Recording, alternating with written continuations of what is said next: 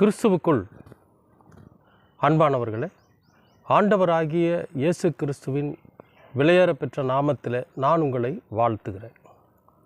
உங்கள் அனைவருக்கும் மேசியா சுவிசேஷ ஊழியம் மற்றும் அனுதின உணவு என்கிற இந்த ஊழியத்தின் சார்பாகவும் கிறிஸ்மஸ் தின நல்வாழ்த்துக்களை அன்போடு தெரிவித்துக் கொள்கிறேன்.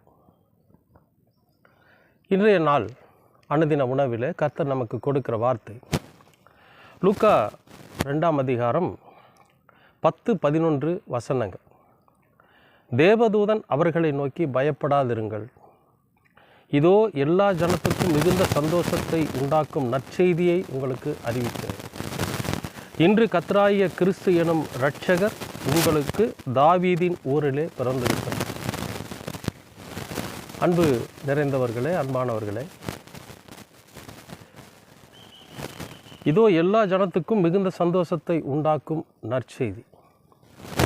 எல்லா ஜனம் அப்படின்னா உலகத்தில் இருக்கிற சகல ஜனங்களுக்கும் நற்செய்தி. இந்த உலகத்தில் மாமிசமாய் பிறந்திருக்கிற, மனுஷனாய் பிறந்திருக்கிற ஒவ்வொரு ஜனத்திற்கும் அது நற்செய்தி. ஒரு குறிப்பிட்ட சமுதாயத்துக்கல்ல, ஒரு குறிப்பிட்ட இனத்துக்கல்ல, கிறிஸ்துவுக்கல்ல.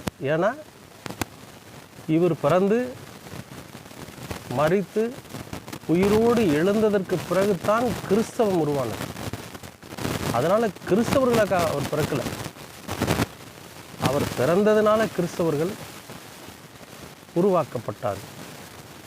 ஆனால் அவருடைய பிறப்பு எதற்காக அப்படின்னு பார்த்தா, சகல ஜனங்களுக்கும் நற்செய்தி. இந்த உலகத்தில் வாழ்ந்து கொண்டிருக்கிற எல்லா ஜனங்களுக்கும். ஏன்னா இனத்தினாலும், மொழியினாலும், மதத்தினாலும், ஜாதியினாலும், பிரிவினை என்கிற ஒரு மிகப்பெரிய அசுத்த ஆவியினாலே நாம் பிளவுபட்டு கிடக்கிறோம். இவைகளை ஒன்று சேர்க்க வேண்டும் என்பதற்காக இயேசு கிறிஸ்து இந்த பூமியில் பிறந்தார். அவர் இந்த பூமியில் பிறந்து அவர் செய்த காரியம் என்னன்னா, மனித நேயத்தை ஒவ்வொரு மனிதனுடைய இருதயத்திலும் விதைத்திருக்கிறார். ஒரு மிக பிரம்மாண்டமாக அந்த பாஸ்டர்ஸ் எல்லாம் சொல்லுவாங்க, அவர் உங்களை ஆசீர்வதிக்கிறார், அவர் உங்களை மீட்கிறார், அதெல்லாம் சொல்லுவாங்க. அது எல்லாமே உண்மைதான். ஆனால் எளிமையான ஒரு விஷயத்தை நான் உங்களுக்கு சொல்கிறேன். என்னென்னா, மனித நேயம். ஒவ்வொரு தனிப்பட்ட மனிதனுடைய இருதயத்திற்குள்ளும் மனித நேயம். அப்போ மனித நேயம் இருந்துட்டாவே ஒருவனுக்கு இன்னொருவன் விரோதமாக எழும்ப மாட்டான். ஒருவனுக்கு இன்னொருவன் எந்தவித இடையூறும் பண்ண மாட்டான். ஒருவனுக்கு இன்னொருவன் பொறாமை கொள்ள மாட்டான். ஒருவனை வீழ்த்தி இன்னொருவன் உயர வேண்டும் என்று நினைக்கிறான். ஏன்னா மனித நேயத்தில் அதுக்கு இடம் இல்லை. மனித நேயம்னா என்ன? நாம் எப்படி இந்த உலகத்தில் வாழ வேண்டும் என்று நினைக்கிறோமோ அதே போல் நம்மை சார்ந்திருக்கிறவன் அடுத்தவனும் வாழணும்னு நினைக்கிறது தான் மனித நேயம். நம்ம கண்ணு முன்னால் 2 பேர் பசியில் வாடிட்டு இருக்கிறப்போ அவங்க பார்க்குறப்ப நம்ம சாப்பிட்டு திருப்தி ஆகிறோம். பார்த்தீங்களா? அதை விட பாவம் இந்த உலகத்தில் வேறு ஒன்றும் இல்லை. அதுக்காக நாம் கொண்டு வந்த எல்லாத்தையும் அவருக்கு கொடுக்கணுமானா இல்லை, பகிர்ந்து கொடுத்தோம். இந்த நீ கொஞ்சம் சாப்பிட்டு, நீ கொஞ்சம் சாப்பிட்டு, நான் கொஞ்சம் சாப்பிட்றேன். ஏன்னா நீ பசியாக இருக்கிற, கொஞ்சம் பசியாக இருக்க, அடுத்த வேலைக்கு வேறு ஏதாவது ஒரு வழியை கடவுள் கொடுப்பார் அப்படிங்கிற நம்பிக்கையோடு பகிர்ந்து கொடுக்குற ஒரு உணர்வு இருக்குது. பார்த்திங்களா? பகிர்ந்து கொடுக்குற ஒரு இருதயம் இருக்குது. பார்த்திங்கன்னா, அதுதான் மனித நேயம். இந்த மனித நேயத்தை போதிக்கத்தான் இயேசு என்கிற இந்த இரட்சகர் இந்த பூமியில் பிறந்தார். இன்றைக்கி நிறையா பேர் மனித நேயமற்ற செயலை செஞ்சுக்கிட்டு இருக்கிறாங்க. நமக்கே கோபம் வரும். இப்படி ஒரு காரியத்தை பண்ணிட்டீங்களே அப்படிங்கிற ஒரு வெறுப்பு நமக்குள்ளே வரும். ஏன்னா அவ்வளவு கீழ்த்தரமான காரியத்தை செய்கிற மனிதர்கள் திருச்சபைகளிலும் மற்ற எல்லா பக்கமும் நிறைஞ்சு இருக்கிறாங்க. எந்த இயேசு இந்த உலகத்தில் மனித நேயத்தை போதிக்க வந்தாரோ அந்த இயேசுவை ஏற்றுக்கொண்டு கிறிஸ்தவர்களாய் தன்னை மாற்றிக்கொண்டு தனக்கென்று ஒரு வட்டத்தை ஏற்படுத்தி தனக்கென்று ஒரு திருச்சபைக்குள்ளாக தன்னை உட்படுத்தி கொண்டு வாழ்ந்து கொண்டிருக்கிற இன்றைக்கு தான் கிறிஸ்தவர்கள் என்று சொல்லி கொண்டிருக்கிற அந்த மக்களிடத்தில் தான் இப்படிப்பட்ட மனிதநேயமற்ற செயல் அதிகமாக இருக்கிறது. அப்போ இவங்கெல்லாம் என்ன பண்ணுறாங்கன்னா, ஒவ்வொரு நாளும் கிறிஸ்துவை சிலுவையிலே அறைந்து கொண்டிருக்கிறார்கள். அன்பானவர்களே, மற்றவங்க பாருங்கள், கிறிஸ்துவை அறியாத ஜனங்கள் கூட மனித நேயத்தோடு இருக்கிறாங்க. அவர்களுக்குள்ளும் கிறிஸ்து வாழ்ந்து கொண்டு தான் இருக்கிறார்.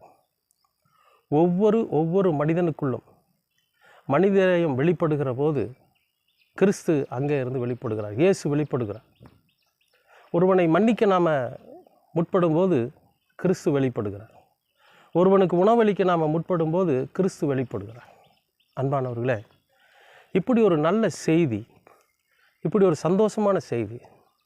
ஒருத்தன் பசியாக இருக்கிறான், அவன் முகம் வாடலாக இருக்குது, உன்கிட்ட உணவு இருக்குது, இந்த உணவை அவனுக்கு பகிர்ந்து கொடுத்து நீயும் சாப்பிட்டு பாருங்கள், அந்த 2 பேருடைய முகமும் மகிழ்ந்திருக்கும் பாருங்கள். அங்கே தான் கிறிஸ்து கிரியை செய்கிறார். அன்பானவர்களே, அப்படிப்பட்ட உணர்வுகளை நமக்கு வெளிப்படுத்துவதற்காகத்தான் இயேசு இந்த உலகத்திலே பிறந்தார். ஆனால் நாம் எல்லாருமே அவருடைய பிறப்பை கொண்டாடுகிறோமே தவிர பிறப்பிற்கான காரணத்தை நாம் நிறைவேற்றுகிறது கிடையாது. தயவு செய்து கிறிஸ்து எதற்காக பிறந்திருக்கிறார், இயேசு எதற்காக இந்த பூமியில் பிறந்தார் என்பதை உணர்ந்து அதன்படி நாம் ஜீவிக்கிற போது தான் நாம் கிறிஸ்தவர்களாக கிறிஸ்துவின் பிறப்பை கொண்டாட தகுதியுள்ளவர்களாக இருக்க முடியும். எனக்கு அன்பானவர்களே, அப்படி ஒரு காரியத்தை நாம் நிச்சயமாகவே நிறைவேற்ற வேண்டும். நிறைவேற்றுவதற்கு நாம் நம்மை தகுதிப்படுத்தி கொள்ள வேண்டும். எப்பொழுதெல்லாம் கிறிஸ்துவின் பிறப்பை நாம் ஏற்றுக்கொள்ளுகிறோமோ அப்பொழுதெல்லாம் கிறிஸ்து நமக்குள்ளிருந்து வெளிப்பட வேண்டும், இயேசு நமக்குள்ளிருந்து வெளிப்பட வேண்டும்.